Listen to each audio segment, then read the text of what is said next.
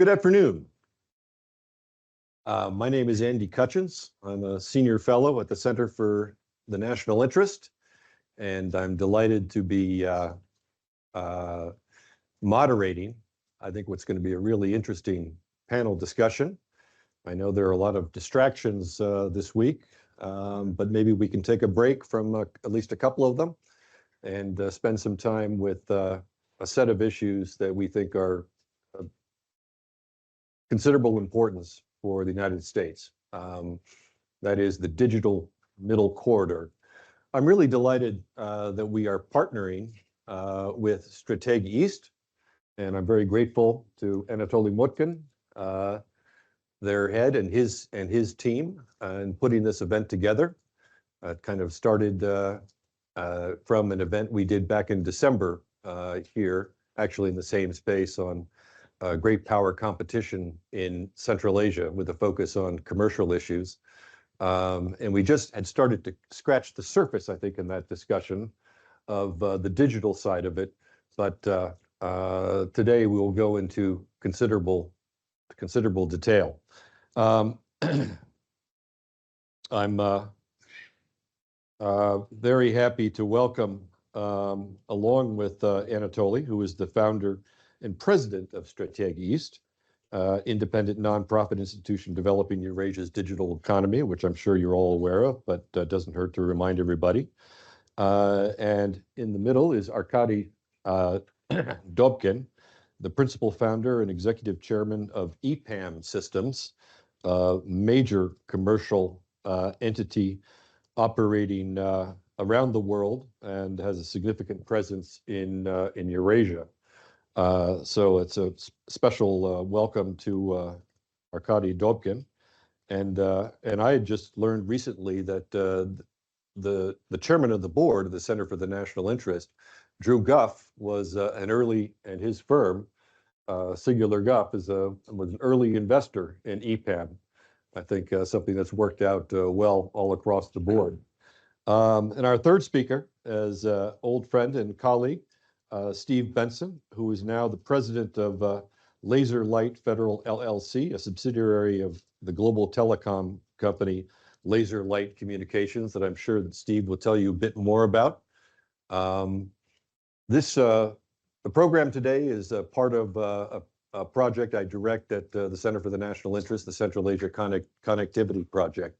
And so with no further ado, I'd like to turn over the floor first to Anatoly for opening remarks, and then to Arkady, and then to Steve, and then we'll segue into a discussion with all of you. Anatoly. Thank you so much, and thank you for being here today, and thank you for Microsoft for hosting us here today. And actually, it was my remark during the event in December that the event dedicated to Middle Corridor was held in Microsoft offices, but everybody was discussing the physical infrastructure, and nobody was discussing the virtual infrastructure. And that was my follow-up to Andy, saying, like, let's do something about the digital. And I think that discussing the Middle Corridor, it's important not to forget that even the control over the physical infrastructure and having all the trade deals there in the region does not ensure that the company who operate today will be able to operate there tomorrow. And a good example is an example of Lithuania that once they recognized Taiwan and established their relations, Lithuania was just removed from the list of the countries in any Chinese port. And they were unable to get their goods and commodities to get delivered through China as a result. So it means that many times these solutions, trade solutions, are being made on political basis. So we prepared and we published this like mini report that I'm sure that all of you got the copy of, that actually demonstrates what actually the progress of each one of the, we call it Central Eurasia, is a combined region of Caucasus and Central Asia. What is their progress now in deploying the Chinese technologies? And actually what we should do to ensure that the trusted technologies will prevail there. So hopefully the clicker will work. So yeah, it's about the Middle Corridor and where the trade routes meet digital control. So the Middle Corridor is a new arena of competition, and we're talking about the you know, all of you, what is middle corridor, but also we know that it's important to the White House administration to ensure that US and Western Europe will get safe access to commodities that they or goods that are being produced or just exported from the region. And part of this middle corridor is a trip that connects Azerbaijan to a autonomous region of Nakhchivan that passes on Armenian territory. So the middle corridors. So I'll just skip this slide just to save our time. So from alternative route to strategic artery, the World Bank emphasized that demand surged particularly since Russia's full-scale invasion of Ukraine in 2022.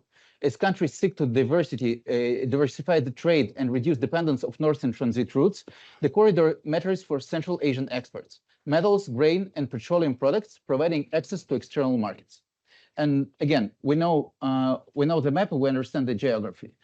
The digital transformation in transit. The middle corridor is no longer just about rails, ports, and the ferries. It is increasingly a digital system for managing transit, registries, electronic documentation, port community systems, digital customs, procedures, and data exchange between carriers, terminals, and regulators. And that's what's actually important. And it's important to see on whose technology all these solutions will be based. So vulnerability. Well, it's vulnerable because, again, it's up to the political decisions of China in case those solutions will be based on Chinese technologies. So the speed and predictability are determined less by kilometers or railway and more by how quickly handoffs between transport models, borders, and terminals occur, precisely where delays most often arise. The stakes. Whoever defines the architecture of digital platforms, exchange standards, and access to transactional data gains leverage over the resilience of the entire supply chain, from commercial analysis to potential pressure in crisis situations. And the strategy. Again, the World Bank insists maximum digitalization of process and a unified digital management system, ensuring operational compatibility and rapid data exchange between service providers and shippers. China's digital strategy in the region. China operates not only as a trading partner, but as a provider of digital governmental solutions, especially where states want to quickly close gaps in governance, logistics, and infrastructure. These projects come packaged, technology plus financing plus service, making them extremely competitive for corridor countries. So it's true that Chinese solutions many times are 20, 30% cheaper. But the problem is that it makes those countries who actually deploy those solutions and all their digital infrastructure is based on Chinese solutions less investable. And we also see it in the policy recommendations from the World Bank that actually their expertise says that not necessarily they'll invest into the countries or into the solutions that are based on Chinese technologies. Country profiles. Again, it just in brief as an example, and it doesn't say that each example is just a generic description of what happens in the country, but it just demonstrates what happens in specific cases. So in Armenia, Huawei has operated in Armenia for over a decade, and Enterprise Armenia has worked with Huawei Belgian R&D branch to establish a research and development center, underscoring Chinese growing technological engagement. In Azerbaijan, in 2023, Azerbaijan State Service hosted Huawei's vice president to explore 5G cooperation in 2025. And one of the universities signed an MOU with Huawei to establish an ICT academy and implement Huawei CIA certification, signaling deepening state-level partnerships. In Georgia, Georgia's prime minister visited Huawei's executive briefing center in Beijing in 2023. And in 2025, the economy minister, it was still Levan Davitashvili, met with Huawei regional president, exploring the Kutaisi Tech Hub and Huawei's technologies in Georgia's energy sector. In Kazakhstan, the tax customs platform cut processing time from 3 hours to 30 minutes, processing 54,000 plus transit declarations. KTZ, the Customs Committee, National Railway in Kazakhstan signed a digital transformational deal with Huawei, covering 3D SD1, cloud and Wi-Fi. In July 2025, Kazakhstan's Ministry of Digital Development signed an MOU with Huawei covering 5G, cloud, and AI through 2030. Huawei covers 85% of Kazakhstan population via 15,000 base stations. In Kyrgyzstan in 2019, Chinese state-owned defense contractor CEIC provided a 60 million facial recognition system free of charge to Bishkek Ministry of Internal Affairs. 60 CCTV camera, it was just a pilot project, and 20 with facial recognition and a police command center. And Human Rights Watch raised concerns about rights violations in 2024. China and Kyrgyzstan signed an agreement to establish an AI cooperation center. It was just a pilot, but this project, I think it's supposed to be scaled up for the whole country.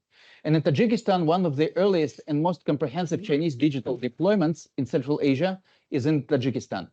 Huawei already serves over 85% of Tajikistan population. And in December 2025, Tajikistan signed an MOU with China's Jinda Anbang on informatization development. And in 2024 China Central Asia Summit, both nations announced an AI cooperation initiative expanding Chinese footprint from hardware into software and human capital. Now we have also Uzbekistan and Turkmenistan. While in Uzbekistan, President announced an support for digital highway, an electronic Silk Road multilateral trade platform under Chinese Digital Belt and Road initiative that I assume all of you know.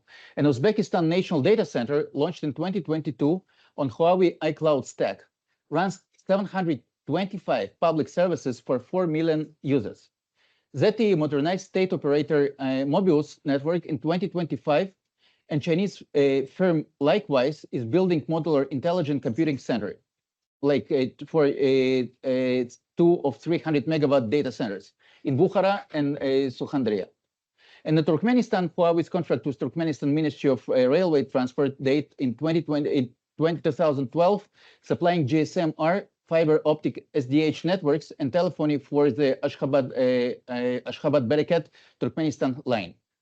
Huawei also secured contract for a strategic 288-kilometer north-south rail corridor linking Kazakhstan to Iran, placing Chinese technology at the heart of the trans-regional logistic infrastructure. In 2022, Huawei signed a contract to expand Turkmenistan's fixed line network coverage across all regions, and Ashgabat covering equipment, software, installation, and technical support.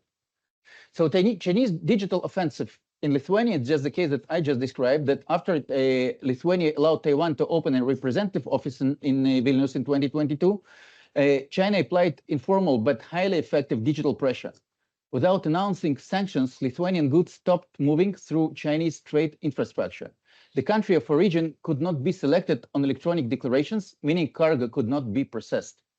Chinese regulators also blocked EU imports containing Lithuanian components. This demonstrates how control over digital logistics systems allows China to cut off trade without physical blockades or formal legal decisions. A preview of what could happen in the Middle Corridor. So trusted technologies for corridor countries. The West needs offers matching Chinese package deals. Technology plus financing plus implementation plus training plus cybersecurity standards. The clean network model applies here. The EU, you remember that a clean network actually allowed to European countries to get rid of Chinese equipment for telecom operators. It was under the first Trump's administration. And the clean network model applies here. The EU-Kazakhstan MOU on critical minerals and the US-Uzbekistan critical minerals partnership, as an example in 2024, signal recognition that the stable transport routes are essential. Digital supply resilience must be established before China builds a digital fortress in the corridor. And the trip alternative, in 2025, the US brokered the Trump route for international peace and prosperity. A 43 kilometers corridor through Armenia's Syunik province granted the US exclusive 99-year development rights, connecting Azerbaijan with Nakhchivan and Turkey, bypassing Georgia, Russia, and Iran. Russia and Iran, oppose it, and for obvious reasons. And Turkey only broke ground in late 2025 with a 4 or 5 year timeline. The West must support both the proven Georgia route and TRIP while ensuring digital systems across all routes will remain interoperable and secure. And again, trusted digital standards. The Middle Corridor has already become a strategic route. The question is whether it will operate on trusted digital standards or become a digital dependency monetized into Chinese political influence. Financial package, credit lines where EBRD, European Investment Bank, DFC, and the World Bank for trusted customs, port, and railway technology, solution plus service plus training per cyber certification. Unified standards, common APIs, data formats, and port community system protocols to corridor countries can change suppliers without falling into a digital trap. Regional digitalization roadmap, end-to-end tracking, unified management systems, and real-time data exchange across the corridor following World Bank recommendations. And political trust framework, a trusted digital middle corridor diplomatic structure, adopting clean network for transport customs and infrastructure and data. This is a new fault line in Eurasian great power competition, fought not with armies, but with APIs, data standards, and digital platforms. The West response will determine whether the corridor becomes a breach or a checkpoint. Thank you. And here you could also download the digital copy. But the idea is very simple. Like when all the countries of Central Asia and Caucasus try to get trade deals with the United States and Western Europe with the European Union, I think it should be and could be under conditioned and could be a prerequisite that for any future trade deal, the trusted technologies should be deployed and utilized for implementation for any infrastructural projects. Thank you. Thanks, Anatoly. That was a terrifically comprehensive table setter for the discussion today. I know in my experience, I'm working on connectivity starting with Afghanistan and then out from Afghanistan, and that the software is at least as important as the hardware that gets built, and the danger is that always, as you put it, essentially toll booths being set up and obstacles.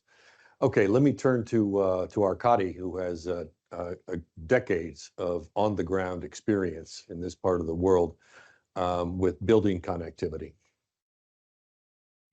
Thank you.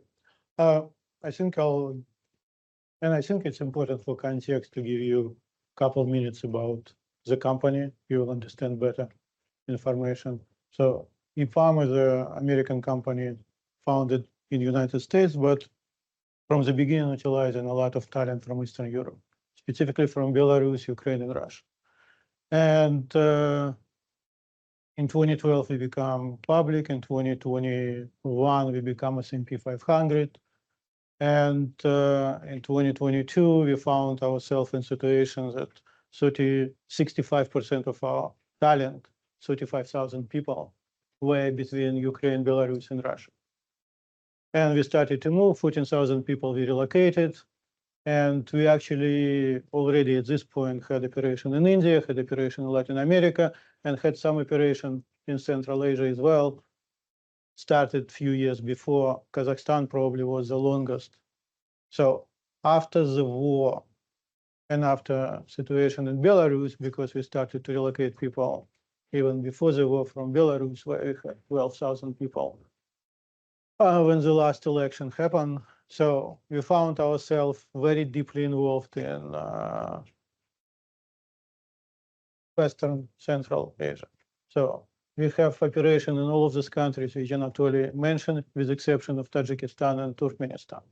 So Georgia, 3,000 people, Armenia, what? 4. Okay.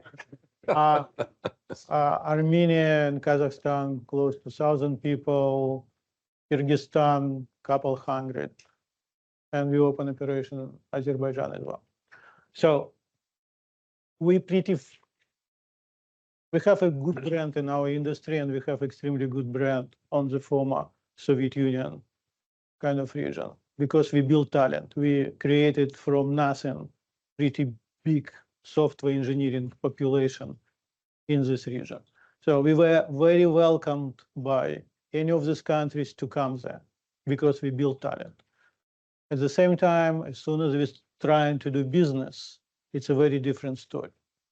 And there is almost no serious business we do in this region for multiple reasons.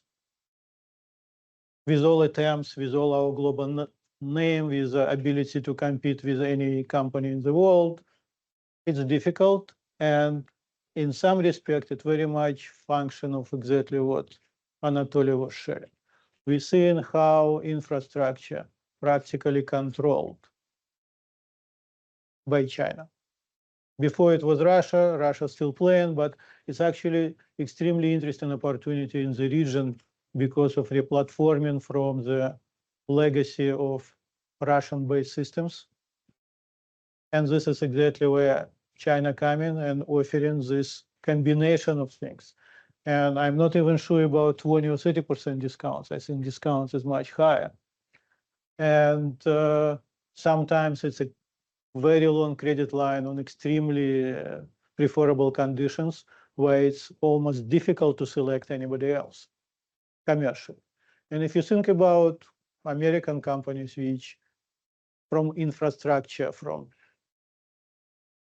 platform infrastructure, from hardware infrastructure, it's all mostly commercial organizations. We sit in an office in Microsoft. Microsoft practically not doing any business in Uzbekistan. With all, like you can go and see a lot of press releases. Reality is press releases. It's not business. The same in Kazakhstan as well. Big press release, nothing happening. And this is why I'm talking about EPAM, because I know practically the whole top management of all the Amazon and Google and Microsoft, and I had many conversations with them. Practically nothing happening because it's impossible to compete.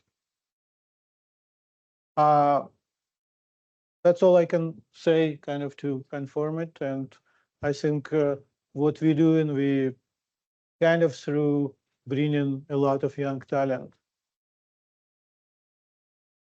to American company, making them aware, working on international projects.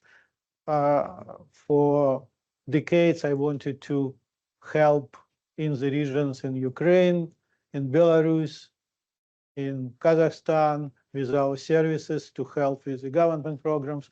And with exception of Ukraine, it's practically zero progress. Right now, Azerbaijan is promising. Azerbaijan is more open at this point, but that's a kind of general. Thanks, Arkady. That's a sobering reality check on the status of the situation today. Steve, So just to like when you're saying the war is not lost yet, I'm not sure actually about it. That's one of my first follow-up questions. But let's turn to Steve, and I see he's got a. When I first met Steve, it was 2007, and I had just joined the Center for Strategic and International Studies as the director of their Russia and Eurasia program. And this guy came into my office who I had no idea who he was, retired naval logistician Steve Benson. And this graphic was the first thing that he showed me. And he sold me on the concept of the significance of connectivity, which nobody really understood the extent of how it was developing, who was controlling the development, et cetera, et cetera. So anyway, let me turn it over to Steve. Thanks. Thanks, Andy, and thank you for having me here. Let me just explain. I'm from Laserlight Federal, and we're a internet network disruptor treating data as a utility. That's coming. The other thing that's coming is what I'm representing is a fully optical system, subterranean, terrestrial, and medium Earth orbit, fully orchestrated with AI, okay? And that's what's going to be needed in this environment. Lots of troubles, lots of skullduggery, but think of the Union Pacific and the Central Pacific as they crossed.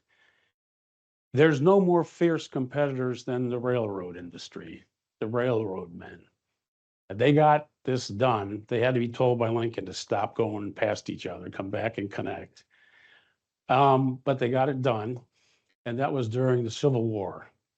And guess what was in there before that? Telegraph, the first digital communication system, which helps coordinate the entire effort.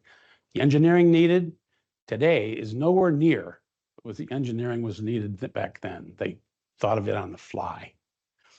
So, I mean, this is, to me, the word I use is inevitable.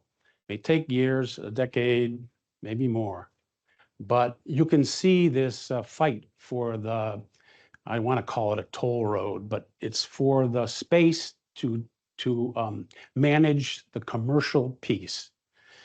When I first came in the military, I was a dollars per ton mile guy. And you don't know how big the world is till you take 12,000 tons and 600 people from San Diego to Mogadishu so that you can put the bullets, beans, and barrels in sustainment there and then to project it forward. That's very complex, but it's no more complex than what's going on right now. Now I'm a commercial guy, so I'm a dollars per byte per second guy. And let me tell you, this is changing. It's going from terabyte futures to zettabyte futures. And AI is going to suck that demand, and the power is going to be needed. So what we've done is we have 400 POPs we're going to put around the world, and they're going to be micro data centers with power inside the meter. So that allows our MEO architecture to sit atop and transmit terabytes up and down as it comes across your particular location. 20-foot container units with optical looking up, getting up and down links, and managed by an orchestration system that's unlike anything. It's patented. But this all came from me shifting from focusing on the security and defense dollars per ton mile to the technology and commercial piece. And by the way, if you say you don't have the security you need, Sony, Netflix, Disney, they require security that's incredibly complex, okay? Probably exceeds in many ways. What you're trying to do is get the cost down, way down. So you get a terabyte of information at 1/100th the cost that you're getting today. This is something that's going to come. Our satellites will go up next year. But if you take a look at this gap, which we're dealing with now, this was posted in 2000, and it was one day in the life of telecom in the world. This is not a map. This is just little dots of signals intercepts. And when I did my report with Andy, I wanted the updated version. This was after the surge. They wouldn't give it to me. Well, things had changed. The whole thing was black, they told me. Because the sensors had changed, they'd gotten much more sophisticated. It was all black, but I'd like to go back to that scene where they perhaps accidentally unleashed this graphic. And to me, what that was all about, what the problems are in that region are essentially where the edges of connectivity cease inside that region. And people then now that they have connectivity, can see what the outside world has, and they want it. So maybe there's consternation there based solely on connectivity. And then down below here this is how I read the national security strategy and the national defense strategy. We're not giving up anywhere. We're actually reclaiming the Monroe Doctrine up and down. And I mean this from a digital standpoint, okay? And then all the way around the world. And I put an I there because I think it's largely in India and Central Asia's hands to make this all connect. So I noticed that Trump went over to Central Asia. I noticed that the Central Asian countries are talking and grouping together and talking about interesting things together. That's wonderful. But we also have a global south here that our satellite constellation, and you can see a lot of white there, still there, okay? And we're going to start to service that market on the edge. right to the edge. So you can get a capability, a connectivity that 20 years from now you wouldn't have. But within a few years, you can have that across Africa, across the Southern Cone, across the global South, if you will. That term global South is used a lot. So I call it crossing the T and dotting the I. U.S. interests are keenly observed in this in particular construct. But I would ask you to go back to the Magi construct at CSIS and see where Tom Sanderson and Andy and I put together an initial look at what was coming. And it's coming. Thanks. Thanks, Steve. Arkady kind of previewed my first question that was coming to me listening to Anatoly. But I guess it has to do with China, of course, that is done so much in effort to dominate the space. To what extent is this a zero-sum game with Chinese, the Chinese state and companies? Have we? I mean, I got the sense from Arkady that we've virtually already lost it to the Chinese, but maybe that is an overstatement. But how urgent is it for the United States to really engage in this part of the world? It's very, very hard for us to compete in general, I think, in this part of the world with China. But where do we start? I mean, it's been noted, I think, by all of you that, particularly Steve and Anatoly, that we've made significant progress with both Central Asia and the Trans-Caucasus. But let me leave it at that and turn back to you, Anatoly and Arkady and Steve. So I think that for China, it's not a zero-sum game, and they would prefer to have combined trusted and untrusted technologies, also in their attempt to get access to some data that could flow through the data exchange system, which is based on trusted technologies. So for them, it's a way they have nothing to lose, but they have only to gain the access to the new data that they could have. I think that at least from what I talk to people here, both from public and private sector, it's almost inevitable that in 1 to 3 years, the countries that will develop their data exchange systems based on Chinese technologies will be, I'll put it as a disconnected from data exchange systems based on trusted technologies, not to punish them, but as a way to protect our data, not to be stolen by China.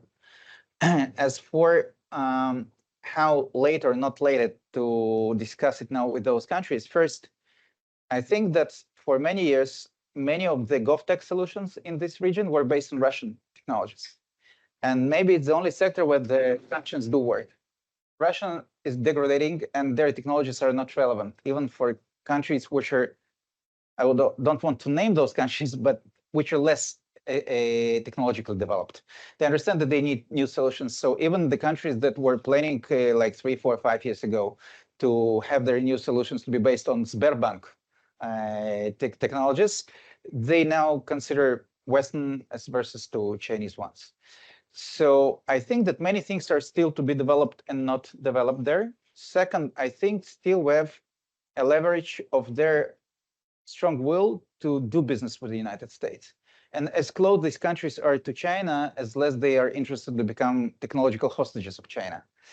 And I think that putting us in a very strict way, like if you want to do business with us, you also should understand that we will do business based on trusted solutions. I think that it's something that they would accept as a prerequisite for those discussions. And it's something that should be also kept in mind by agencies like USTR and others here, who are actually responsible for those next or future trade deals.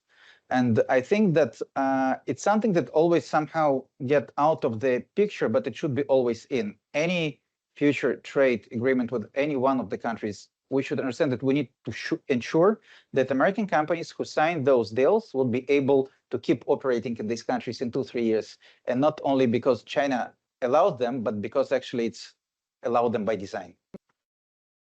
Okay, Arkady. Um, So Anatoly was putting the numbers, how penetrated Huawei, for example, in each of those countries. And this wasn't 10% or 15, it was 70, 80%. Yep. It's a lot. This is foundational on what you build in additional systems. So I don't think any of these countries wanted to be purely in China camp. They don't. They would like to be independent from China, from Russia, and from US as well. Okay, but they need to do modernization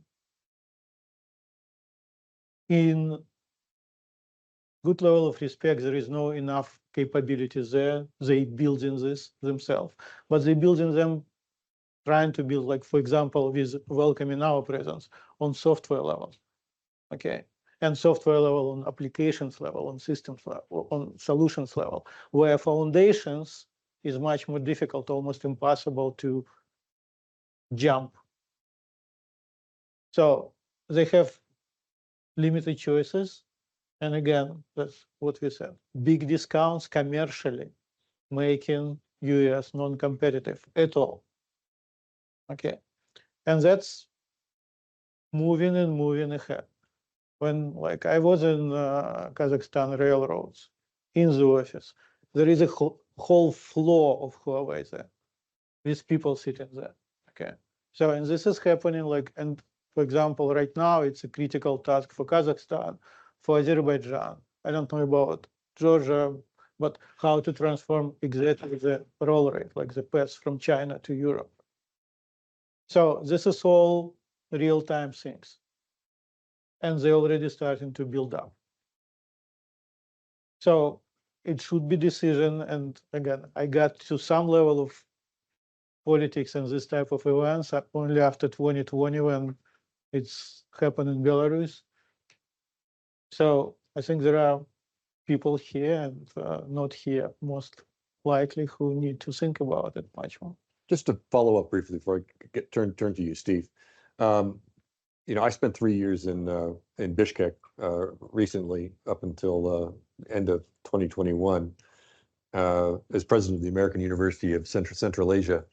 And over that time period, I mean, very quickly, when I arrived, the most popular major was business administration. And when I left, just 3 years later, it was information systems and technology. And it was growing by leaps and bounds. There was certainly the awareness of, as you guys have alluded to, that these countries don't want to become, I mean, they want to maintain their sovereignty. They don't want to become colonies of anybody, technological colonies of anybody. But I guess, to what extent do you sense the awareness of decisions that have been made, that are being made, that could limit actually their options in the future? Is this more of I'll leave it at that. I think that it does limit, and it does limit because it makes them less investable, and it's not a political statement. It's according to reports developed by the World Bank, which is the least political, I think, IFI, at least in comparison to EBRD and others. So the comparison that you make between the countries that decided to have all their digital solutions to be based on Chinese technologies, they significantly, so it's way cheaper for them at the first stage, but it becomes more expensive for them in 5-10 years. So in short term, they do profit from working with China. Like, even if I leave the corruption aside, and it also has a place there, right? So it's just cheaper. But when you look on the long-term consequences, that actually, one, they become hostages of this technological ecosystem, because it's you should replay the whole system. You should actually reinstall it. That's what happened with Clean Network in Europe when they had the Vodafone and others had just to remove it and to bring a new one. It's not a cheap decision. Second, indeed, the international financial institutions, and especially the Western investment funds, they prefer not to invest into digital ecosystems developed based on Chinese technologies. So it means that they become dependent on Chinese decisions for the future, and they stop being independent in their next decisions, many times not only technological, but overall economic ones. The metaphor of drug addiction comes to my mind. Arkady. I think it's right, and I think the solution here to become strategically for US company or for the sake of any company who would like to compete in this market, to make temporary discounts and whatever necessary to be present on the market, to move, let's say, Huawei from 80% to 60%, to be there, to compete, to have real competition. Situation about future is nobody knows. Yes, maybe more expensive in the future, but situation right now that if you're not there, there is no chances to get back. So, and I think it's a pretty fast decisions which should be made. Reminds me of Stalin's famous saying, there's nothing more permanent than temporary regulations. Steve. Yeah, I would just comment on one aspect of this, which is a disappointment to me, because I considered the fact that Russia would be in this fix, in this stand-up of infrastructure, and the fact that they've kind of marginalized themselves to the degree that the middle corridor even exists. I mean, I spent the first 2 years of the war saying, forget Russia. Go transmodal across the Black Sea and the Caspian Sea. Now that adds complexity, it adds dollars, but they're doing it, and they're actually raising the level of transportation. But when Medvedev said, I don't know, 20 years ago, we are going to reestablish ourselves as the dominant transportation figure in Eurasia, I said, well, I didn't realize he was that much of a figurehead at the time, but they haven't done it. They haven't gotten there. And the Trans-Siberian Railroad is not the answer. We thought we had a little bit of glimmer of hope with the NDN, because they could transfer anything Distribution network. from Riga to down in through past the warlords, past everybody, and they'd lose less than you lose in Bayonne coming out to Pennsylvania with kind of. They did a good job, but they were paid very well. Still, they managed to transport a lot of war supplies over and down into the war zone. So I thought perhaps that would, it did energize some people. Maybe there was ways to do it. We came up with a lot of projects, right? And only a few of them still rear their heads. But I was disappointed that, for 4 years now, we really have seen Russia marginalize itself in this trans-Eurasian piece. Okay, let's open it up to a discussion. Please identify yourself with us, Randy Levinas. Thank you. Randy Levinas with Levinas Advisory. Excuse me. I have a question on this concept of trusted partner incorporated into trade agreements, because we specifically have at this point in the reciprocal trade agreements provisions on digital technology, the access for U.S. companies, trade, digital facilitation. So can you please go into some more detail exactly what types of provisions you're talking about, how we would ensure this, how we would break into this? Thank you.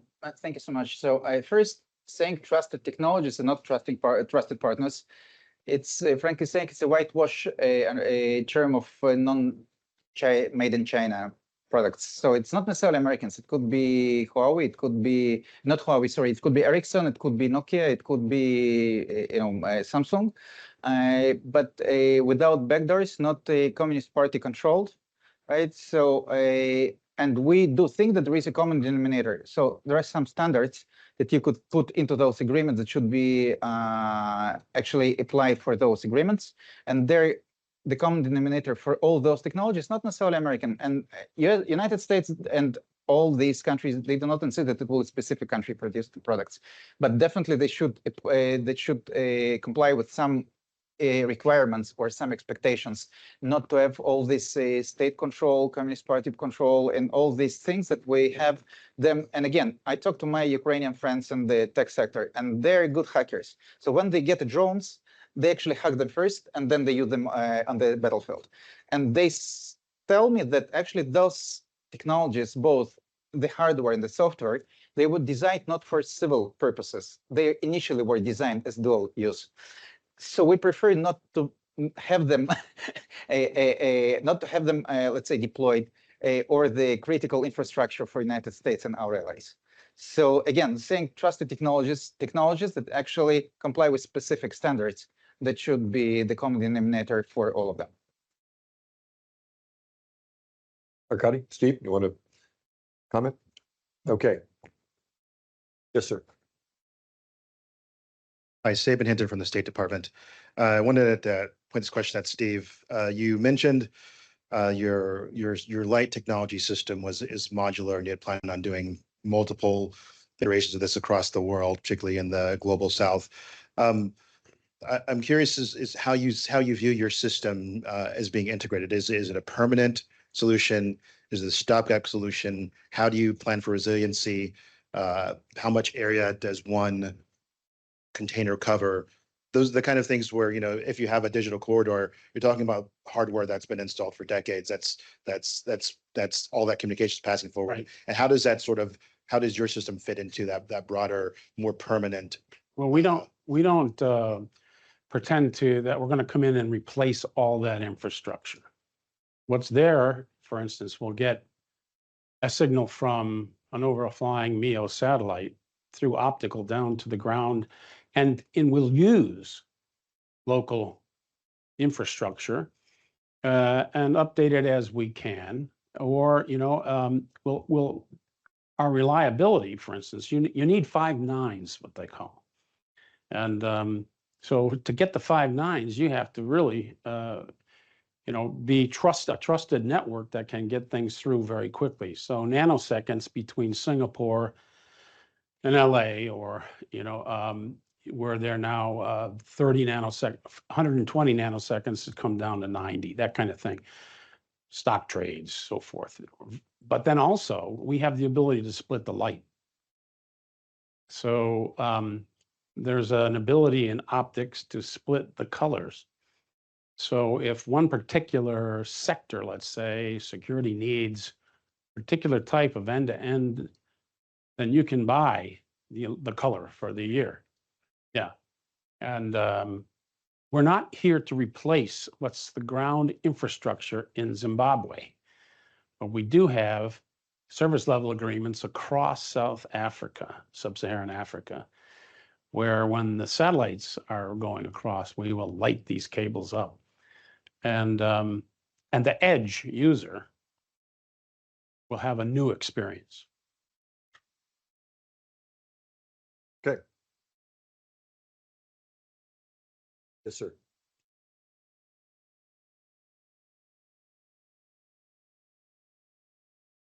Good day. I'm David Charkarian from the Embassy of Georgia, Economic Counselor. You mentioned about the competitive advantages of Chinese technologies in the regional context. Is it any, what you can particularly mention about the advantages of clean, trusted technologies in regional context? We all know how the decisions are made across the region generally when it comes to Chinese kind of technologies. What is your kind of the major, what can be, what the comparative advantage over Chinese one? What makes Chinese solutions competitive or not No. competitive? What makes what can be the competitive advantage rather than political? Chinese? No, clean and trusted technologies. The other ones, you mean? Yeah. The competitive advantage is investable attractiveness of the economy. And that's actually, I could share with you the World Bank report that actually demonstrate that only trusted technologies actually ensure that you will get the future investments, not only into digital infrastructure, but also to physical infrastructure that actually is connected to those technological solutions. So when you look even on the World Bank itself, which is, again, as I say, like in comparison to EBRD,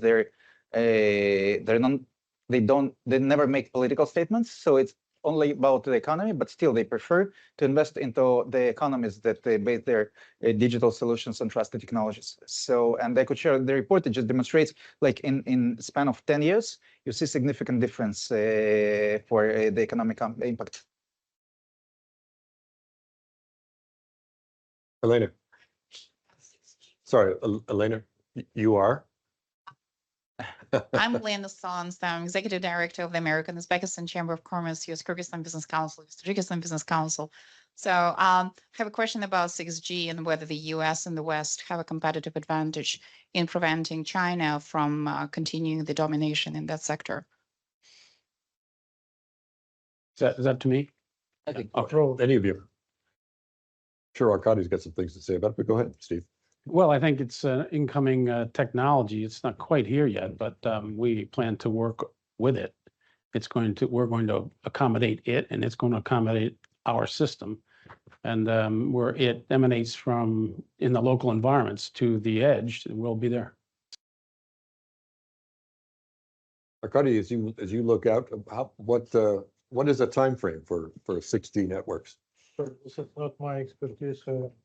Trust you. I really, it's a level of complexity more than 5G was from 4G. Within 10 years, 8 years, maybe, that kind of thing. Yeah, they'll get it. John. Ambassador. John Herbst, the Atlantic Council. This is a great presentation, so thank you very much for it. But I have a question that takes this into account, but also the whole concept of the middle corridor. I think the middle corridor is a great idea, but it's a great idea because Central Asia is surrounded by hostile powers. We have something extraordinary going on to the south of Central Asia right now. I would never predict that we will see regime change, but I would not absolutely rule it out. If you have a normal government in Tehran, which we have not had since 1979, the cheapest way to move goods into and out of Central Asia is an Iranian port on the Indian Ocean. What does that do for the prospects of the middle corridor if, again, we were to see a normal government emerge in Tehran? Can I answer that? Sure. Well, it's great. I mean, what you want is competition. And, Russia wants access to the ports and the throughput it lost. That's why it's trying to dip down through. But so Gwadar and Chabahar and those ports, they would need some work. Those are the off-ramps of, the transport across Eurasia. Middle markets.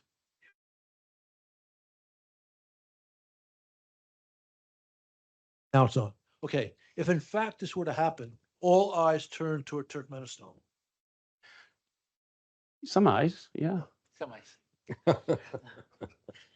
Moscow's eyes. Beijing's eyes. Why though?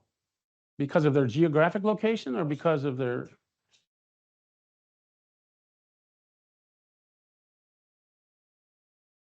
Yeah. Yeah.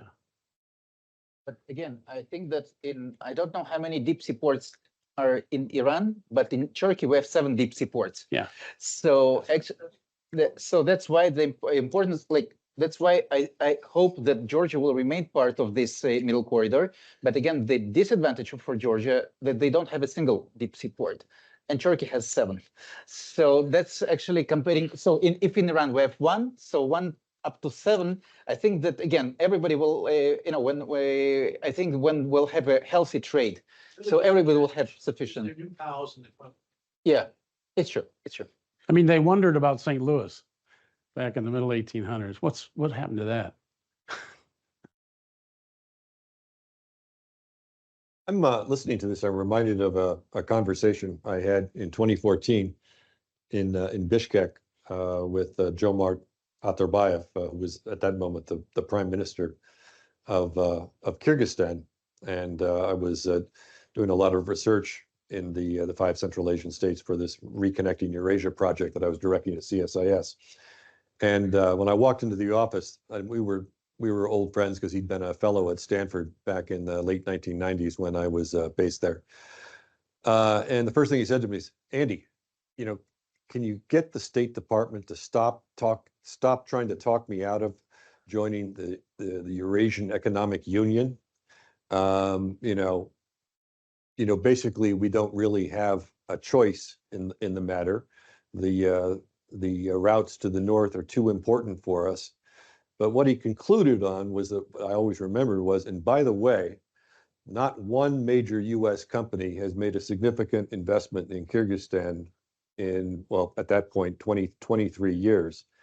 And I wonder if you could talk, we've heard some, of course, about your experience, Arkady, at EPAM, but to what extent do you sense that there is enthusiasm amongst the U.S. private sector, the big technology companies, and getting engaged? Arkady, you're shaking your head. He's already there. Yeah, I don't think there are, because again, commercial companies operate on commercial conditions. Right. There is no appetite for many of these countries because they're small, because economies is not developed, and they have big opportunities. If, for example, let's compare it to Middle East. Okay, like Microsoft made a decision to invest billions in Emirates, partnering with government entities like G42, for example, big time. Actually pushing China out at some extent. That's a strategic interest. So that's an example. Okay, so I think even like, and I know different representatives of different countries. Clearly, Kazakhstan or Azerbaijan strategically more important. But I think China is closer right now. And there is no enough goodwill to make a difference. Not enough goodwill to make a difference. From Western part. Right. Elena? Oh, sorry. I need to want to say. Oh, just to, I think that I'll provide the private sector perspective on the engagement with the U.S. and I respect what you, Anatoly, had said about the scalability, right, of business in Central Asia, which remains to be an issue. But I think that the American business overall in Central Asia is at a different phase. They finished the kind of like the dating season, right? And so now they're trying to negotiate the prenuptial agreement. And so obviously this prenuptial agreement takes time. And so a lot of attention goes into the regulatory environment, into this discussion. But what we've seen is a rise of investors from the US, Air products. I mean, we have this traditional CNH industrial, the Coca-Colas and GMs, but we now have a new opening. The president and our company has just held another signing ceremony in February. And what we're seeing more is now, I just traveled to Kyrgyzstan. I was in Uzbekistan. They don't want investments. They want contracts. They want exports, and they want exports of technologies and equipment. And I think that the favorability of Exim Bank and DFC and other U.S. institutions and them looking towards Central Asia actually have been of great support to American business. So I think that the trends have changed. Obviously, we continue to work on the scale, and that's something the regional connectivity does help. And I think that the Central Asians have also made a very strategic move about creating an alliance with the Middle East, because commercially that's where they see a lot of a much bigger market. So I think that it's I wouldn't just focus on the investors, because Central Asia doesn't want investors either. Like I said, they want exports. But these contracts require investments. That's why Yes. investments, it's not just investment for investment. to do these projects for commercial, it's require initial investment. And I think that it's also an opportunity for US to have a leverage over the Central Asia through the Gulf, especially once the Gulf, after the last visits, President Trump's visits to Qatar and Saudi Arabia, and they decided actually to get rid of Huawei equipment and to develop all their data centers based on trusted technologies. Also, and I agree with you that it's true that any startup in Central Asia expect to get investment from Silicon Valley, but most probably they'll get investment from Saudi Arabia or Qatar, right? So I think it should be also preconditioned by utilizing the trusted technologies, and it could be part of this big deal. Okay. You had a Thank you, Follow-up. Saban again. So, and this goes to what Elena was saying, and what you mentioned about Azerbaijan. When we talk about whether it's investments or, you know, sanctity of contracts and rule of law and sort of protect those investments, we're talking about, maybe because it's easier to speak in these terms, Microsoft and, you know, Amazon and some of the larger tech whales out there. But you all are, you know, compared to Microsoft and some of these guys, very much more nimble, smaller operators. What are we seeing in terms of who was the Microsoft, you know, when Microsoft was young 30, 40 years ago? Who is now sort of moving into that space that can sort of bridge the gap between larger risk-averse whales and more nimble moving entities and organizations that can actually take the risk to go in there and invest maybe and have a little bit more protection from the USG side to take that risk and go in there and do the job they want to do? like EPAM? EPAM is big enough already, but I think we shouldn't underestimate of desire of all of these countries to have their own champions. And you run into the situation very often, not against China, but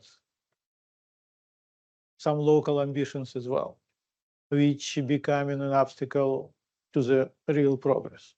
I think one of the strategy which could be developed, it's very smart joint ventures with local players or with government agencies there, but with strong Western participation from investment, from IP, and from anything else, to create local champions which is friendly. That might be an opportunity. But for the small, nimble companies, it's especially from different territory, it's even more difficult than for the big ones. Yes. And that's what the Middle East doing. That's what China doing as well. It's nothing like, again, but need investment, need strategic view to invest in long term, not in kind of next year become rich. Hi, I'm Kirsten Cutler, also from State Department. I cover civil nuclear competitiveness. And I'm wondering to what extent dotting the I in the middle quarter is dependent on secure baseload power, and to what extent, if it is, do you partner up with the suppliers of that power in this sector? Well, when it comes to the U.S., we're certainly closely observing the ability to take power inside the meter. But at the same time, I mean, that's typically for the huge swap data centers. And we are seeing our way forward where that will be distributed. So we're looking at micro data centers with optical heads and its own power generation system. These are available, not all proved yet, but it's happening. From a nuclear standpoint, overseas, you know, there's sovereign issues that each country has, and but you know, once the demonstration of the capability is seen, and it's going to happen shortly, I think there'll be a clamoring for this kind of capability, as long as it's, you know, proven safe. It's an example of G42. It's Abu Dhabi-based company that actually was specializing on developing what they call the sovereign cloud or the sovereign data centers, saying like we will develop sovereign cloud or sovereign data center that none of the Western companies will be able to look into. And then I said like, so it means that somebody else is looking into because you don't expect the G42. And again, G42 is just an example of what I was just on part of my reply to Elena. They were developing their solution based on Huawei, the like servers. And after President Trump's visit last year, they started developing on different solutions. So as a result, the countries that they're actually deploying their data centers now have instead of Huawei something else.